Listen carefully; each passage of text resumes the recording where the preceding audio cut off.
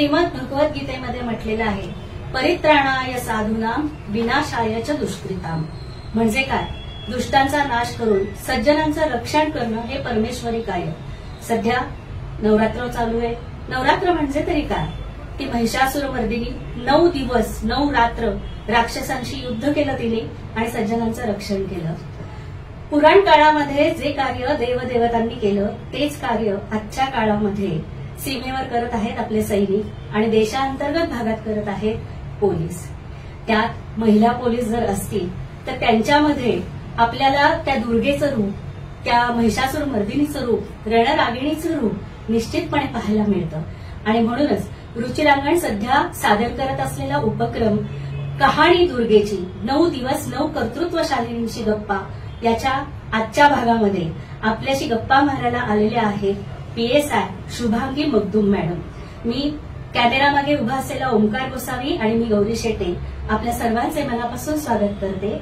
Madam, आमच्या या कार्यक्रमामध्ये आपले खूप खूप स्वागत. थँक्यू ताई, थँक्यू. आधी तुम्हाला आणि सर्व महिलांना नवरात्रीच्या हार्दिक हार्दिक शुभेच्छा माझ्याकडून. थँक्यू. विश्रांतवाडी पोलीस स्टेशनमध्ये आपण आता आहोत. मॅडमचा एकूणच पुण्यामधला, पुण्याबाहेरचा, मुंबईतला या क्षेत्रातला अनुभव खूप मोठा आहे. मला वाटतं तुम्ही 8 वर्षात येस. तर त्यांच्यामध्ये महिलांसाठी कार्य करत असताना खूप अनुभव त्यांच्या वाट्याला आलेले आहेत आणि त्यांनी त्या खूप चांगल्या पद्धतीने केसेस हाताळलेले आहेत. प्रत्यक्ष मॅडमकडनं जाणून घ्यायला आम्हाला आवडेल की मॅडम अशी एखादी केस तुम्ही शेअर करू इच्छिता का? आणि मुख्य म्हणजे आपल्या प्रेक्षक महिलांना खास करून त्यांनी समाजात वावरत असताना काय काय काळजी घ्यावी. 8 वर्षाचा अनुभव म्हणजे असा काही माझा खूप नाही झालेला आणि ह्या 8 वर्षात महिलांच्या विषयी जास्त गुन्ह्यांचा किंवा ज्या काही त्यांच्या समस्या असतील त्याच्यावरतीच म्हणजे मी खूप काम केलं. पण ज्यावेळेला दैनंदिन ह्याच्यात आम्ही ज्यावेळेला काम करत असतो त्यावेळेला बऱ्याचदा असं दिसून येतं की म्हणजे महिला असतील म्हणजे ठीक आहे, मला माहितीये की प्रत्येक जण कायदा खूप कडक आलेला आहे. महिलांच्या बाबतीत आता म्हणजे शिक्षा सुद्धा खूप मोठ्या प्रमाणात दिल्या जातात. पण एखादी घटना घडल्यानंतर ना त्या गुन्हे त्या आरोपीला असेल किंवा त्या सगळ्या गोष्टींना वाचा फोडणं, शिक्षा हा एक प्रोसिजर आहे. तो खूप चांगल्या प्रकारे आता प्रत्येक जी यंत्रणा आहे ती हाताळत आहे. पण सगळ्यात आधी ती घटना घडायच्या आधी एक महिला म्हणून आपण प्रत्येक गोष्टीत म्हणजे हे केल्यानंतर काय होऊ शकतं म्हणजे आपणच स्वतःची काळजी घेणं. आता मी ज्या वेळेला साध्या वेशात असेल, आता मी एक पोलीस आहे, मी हे दैनंदिन जीवनात बघत असते, त्यामुळे शक्यतो बाहेर ज्यावेळेला मी गर्दीत जाते त्यावेळेला मोस्ट ऑफ मी सोनं घालणं टाळते. कारण की हे जे आहे तर आपण आपल्या गोष्टीची काळजी घेतली पाहिजे. हे बघा, चोरी झाल्यानंतर डिटेक्शन करणं हे पोलिसांचं काम आहे, चोरांना पकडणं. पण त्याच्या आधी आपल्याला जे सफर करावं लागतं म्हणजे आपण म्हणजे गर्दीत जे सोनं घालतो किंवा ते ओढलं जाऊ शकतं तर ते साडीच्या किंवा ड्रेसच्या आत घालणं. मग तुम्ही मला म्हणाल की मग मॅडम आम्ही फिरायचंच नाही का, मग आम्ही सोनं घालायचंच नाही का? नाही, ते घाला, ते प्रत्येकाचा हक्क आहे महिलांचा. पण ज्यावेळेला आपण गर्दीच्या, आता आम्ही विश्रांतवाडी पोलीस स्टेशनला आहे तर इथे पालखीचं खूप मोठ्या प्रमाणात प्रस्ताव आहे आणि खूप गर्दी असते. मग अशा वेळेला प्रत्येकाला त्या माऊलींच्या पादुकांचं दर्शन घ्यायचं असतं. मग अशा वेळेला काही लोक अशीही असतात की ज्यांना म्हणजे ते आपल्यावर लक्ष ठेवून असतात, कुणी सोनं घातलेलं आहे का, मग ते त्या गर्दीत ते स्नॅच केलं जातं आणि गर्दीतून ते पकडणं, ते सीसीटीव्ही वगैरे ते सगळी प्रोसिजर आहे. तर अशा वेळेला शक्यतो गर्दीत जाताना आपण सोनं घालणं टाळलं पाहिजे. आता IT मध्ये बऱ्याच महिला जॉब करतात. मग त्या जॉब करत असताना कंपनीनं तर आता आपण मोस्ट ऑफ कंपनीजना आपण कळवतो की तुम्ही कॅब त्यांना दिलीच पाहिजे. ज्यावेळेला रात्री महिला जर ट्रॅव्हल करतात तर त्यांना कॅब दिलीच पाहिजे. पण समजा नाही दिली जात तर शक्यतो ज्यावेळेला तुम्ही रिक्षात बसताय, रिक्षात बसल्यानंतर ना त्या पुढच्या माणसाला कळलं पाहिजे की मी कुणाला तरी कळवते, माझा नंबर, मी तुझ्या रिक्षाचा नंबर शेअर करते आणि मी खूप केअरफुल आहे. किंवा ज्यावेळेला तुम्ही बसताय त्यावेळेला ते नंबर आपल्या नातेवाईकांना किंवा घरातल्यांना शेअर केले पाहिजेत. किंवा आणि काही मला एक सगळ्यात आवर्जून मला सगळ्यांना एक गोष्ट सांगावी वाटते की आपण सर्वजण आता टेक्नो सेव्ही झालोय आणि मला माहितीये की मोबाईल शिवाय जगू पण नाही शकत, गरज आहे. पण ती गरज तुमच्या हावी होऊ देऊ नका. कारण की आम्ही आता डेली ज्या वेळेला बघत असतो त्या ज्या केसेस येत आहेत की तुम्ही कोणीतरी बँक तुम्हाला इतक्या वेळेला सांगते की तुम्ही ओटीपी शेअर करू नका, पण तरी आपण त्या ओघात म्हणजे कुठेतरी काहीतरी मिळेल ह्या आशेने आपण करतोय. आणि मग अगदी 2-2, 3-3 लाख ऑनलाईन वाईन शॉपिंग करायला जर 2-2, 2.5 लाख आपण कंटिन्यू जर ट्रान्झॅक्शन करतोय तर मग कुठेतरी आपण आपलं स्वतःचं कुठेतरी परीक्षण करायची वेळ आली की आपण सध्या खरंच टेक्नोसेव्ही झालोय, पण ते कितपत आपण त्या गोष्टींचा यूज केला पाहिजे.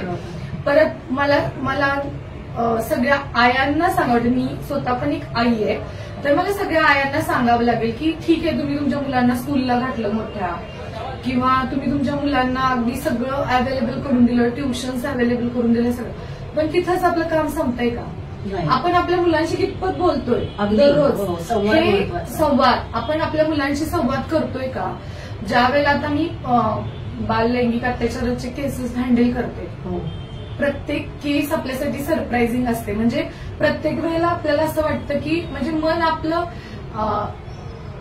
भरून जातं की बाबा हे खरंच टाळता आलं असतं जर माझ्या आईनं, त्या बाळाच्या आईनं वेळेत जर कुठेतरी, म्हणजे मुलं घाबरतात की आई वडिलांना घाबरतात किंवा शिक्षकांना. जर आई वडिलांना नाही सांगू शकत तिथं मूल म्हणजे शिक्षकांना तरी कुठं सांगणार आहे. तर तुम्ही तुमच्या मुलाशी सध्या मैत्रीचं म्हणजे वातावरण घरी ठेवणं गरजेचं आहे. दिवसभरात ऍटलीस्ट जेवायच्या वेळेला तरी मुलांशी बोला की त्या मुलांना दिवसभर म्हणजे गुड टच बॅड टच मध्ये आपण सगळं शिकवतोय शाळांमध्ये, आपण सध्या खूप उपक्रम करतोय, पण एक आई म्हणून आपल्या मुलांच्याकडे लक्ष देणं. आपलं मूल शाळेत जाते का, तुम्ही अधूनमधून शिक्षकांची भेट घ्या. बऱ्याचदा आम्ही असं बघतो की मुलींची ओळख होते इंस्टाग्राम किंवा कशावरून तरी, आणि त्या मुली अगदी त्याला ओळखत पण नसतात, पण त्याला भेटत असतात, बाहेर जात असतात शाळा सोडून. तर एक पालक म्हणून तुमचं काम आहे की माझी मुलगी खरंच शाळेत जातीये का, मुलगी असो किंवा मुलगा, म्हणजे ह्याच्यामध्ये फक्त मुलगी नाहीयेत. म्हणजे आता आम्ही बघतो एवढ्या ड्रग्सच्या वगैरे केसेस, हे असं आपण असं नाही म्हणू शकत की एकाच ते भागातून किंवा एकाच एरियातून होतं. सध्या कुठल्याही प्रकारात हे असे म्हणजे घटना घडतायत. तर एक माणूस म्हणून किंवा एक नागरिक म्हणून आपण आपलं समाज तर आपल्याला सुधरवायचंच आहे, पण आपण आपल्या घरापासून सुरुवात करू की आपली मुलं काय करतायत. मुलांना असं त्यांना वाटायला नको की ठीक आहे, मी म्हणत नाही की तुम्ही त्यांच्यावर खूप वॉच ठेवा, त्यांना असं खूप बर्डन द्या, पण ऍटलीस्ट एक क्रॉस चेक करणं असतं किंवा आपल्या मुलांची काही पालकांना मुलांची पासवर्ड सुद्धा सध्याच्या जगात नाही माहिती, त्यामुळे ते त्यांच्या प्रायव्हसीला जपतायत. पण खरंच माझी मुलं काय करतायत. आता मध्ये आपण मागच्या वर्षी बघितलं की ती ब्ल्यू वेल का कुठली तरी गेम आहे, त्याच्यामध्ये खूप मुलांनी सुइसाइड केले म्हणजे पुढे जाऊन. तर हे आपण टाळू शकतो. तर मला एवढंच सगळ्या नागरिकांना, आयांना, वडिलांना किंवा पालकांना सांगायचंय की आपल्या मुलांच्याकडे लक्ष द्या. मुलांना तुमची गरज आहे, त्यांच्याशी बोला त्यांना, कारण की बऱ्याचदा अशा केसेस. आणि एक पोलीस अधिकारी म्हणून मी सगळ्यांना सांगू इच्छिते की ज्या वेळेला तुम्हाला एखादी केस, एखादं मूल तुम्हाला येऊन सांगतं की आई बाबा मला असं बॅक टच केलंय, मला अशा काकांनी, कुणी असेल, मी असं स्पेसिफिकली नाव नाही घेत, की कुणी तुम्हाला येऊन सांगितलं की असं बॅक, तर त्याला नाही मग तुझंच काहीतरी चुकलं असेल, तूच काहीतरी केलं असेल, ते मूल आयुष्यात तुम्हाला येऊन काही सांगणार. त्यामुळे अशा केसेसना वाचा फोडा. तुम्ही पोक्सोमध्ये एक नवीन, जर तुम्ही तुमच्याकडे असं कुठल्याही प्रकारचं बाल लैंगिक अत्याचाराची केस आली आणि ती जर लपवली तर त्या कायद्याप्रमाणे तुम्हाला सुद्धा शिक्षा होऊ शकते. पोलीस म्हणून मी टाळू शकत नाही, तसं पालक म्हणून तुम्ही लपवू पण शकत नाही. तर ह्या गोष्टी टाळणं आणि लपवणं सोडा. आणि शक्यतो अशा केसेस तुम्हाला समजल्यानंतर पोलीस स्टेशनला, पोलीस अधिकाऱ्यांना, आपल्याकडे आता प्रत्येक पोलीस स्टेशनला चाइल्ड फ्रेंडली रूम्स केलेत की मुलांना भीती नाही वाटली पाहिजे. किंवा आम्ही ज्यावेळेला मी त्या मुलांशी बोलते त्यावेळेला सिव्हिलमध्ये बोलतो, म्हणजे आम्ही त्यांच्याशी युनिफॉर्ममध्ये नाही बोलत, जेणेकरून त्यांना कम्फर्टेबल करणार. त्यामुळे कुणाच्या मनात ह्या भीती असतात की नाही पोलीस स्टेशनला गेल्यावर आमची सगळीकडे चर्चा होईल, आमचं पेपरला नाव येईल. मला आवर्जून सगळ्यांना सांगायचं की पोक्सोतली जी व्हिक्टीम असते तिचं नाव गोपनीय ठेवणं हे आम्हाला बंधनकारक आहे. आम्हाला जसं आहे तसं मीडियालाही आहे. पोक्सोतल्या व्हिक्टीमचं नाव कुठल्याही प्रकारे बाहेर डिक्लेअर होत नाही, कुणालाही तिच्याबद्दल कळत नाही. आम्हाला जितकं जमेल तितकं ते गोपनीय आम्ही जमेल म्हणजे ठेवतोच. आम्ही त्यातली एकही गोष्ट बाहेर सांगत देत नाही किंवा सांगत नाही. त्यामुळे ही भीती कुठल्याही मनात म्हणजे पालकाच्या असेल की पोलीस स्टेशनला गेल्यानंतर आमचं नाव जाईल किंवा आमची इज्जत जाईल, तर प्लीज ते मनात ठेवू नका आणि प्लीज पोलीस स्टेशनला आपल्या मुलाच्या बाबतीत जर अत्याचार झाला असेल तर लपवू नका. बरोबर आहे. खूप महत्वाची माहिती सांगितली. अजून एकच शेवटचा फक्त प्रश्न विचारते की कारण पुण्यामध्ये बहुतेक करून बाहेर गावाहून आलेल्या पण महिला राहत असतात, युवती असतात, कॉलेजियन असतात, त्यांना कधी रात्री उशीर होऊ शकतो बाहेर, तर अशा वेळेला त्यांना कुठली हेल्पलाईन आहे का की जेणेकरून गाडी बंद पडली किंवा भीती वाटली, एकटेच आहेत तर कुठे संपर्क साधून त्या कळवू शकतात का की मी अशा अशा ठिकाणी आहे आणि मला काही हेल्पलाईन मिळू शकते का? प्लीज मॅडम सांगा. ऍक्च्युली अशा हेल्पलाईन आहेत पुण्यात. लहान बालकांसाठी तर सगळ्यांना माहिती आहे की 1098 हे चाइल्ड लाईनचा नंबर आहे. पण आमचे सीपी साहेब यांनी महिलांसाठी एक स्पेशल नंबर दिलेला आहे. व्हॉट्सअप नंबर आहे तो 8975953100. तर ह्या मोबाईल नंबरवर तुम्हाला कुठल्याही प्रकारची मदत लागली तर तुम्ही त्याच्यावर व्हॉट्सअप मेसेज टाकू शकता. इमिजिएट तुम्हाला त्याच्यावरती मदत मिळेल. हा नंबर मी खाली देते आहे आणि योग्य कारणासाठी योग्य वेळीच फक्त याचा वापर करा, याचा दुरुपयोग करू नका.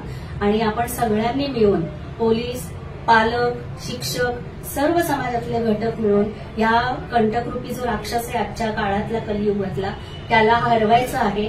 आणि मॅडम तुम्ही इतक्या व्यस्त याच्यामध्ये मी आल्यापासून पाहते आहे, तुम्ही इतक्या व्यस्ततेतून आमच्यासाठी वेळ काढला.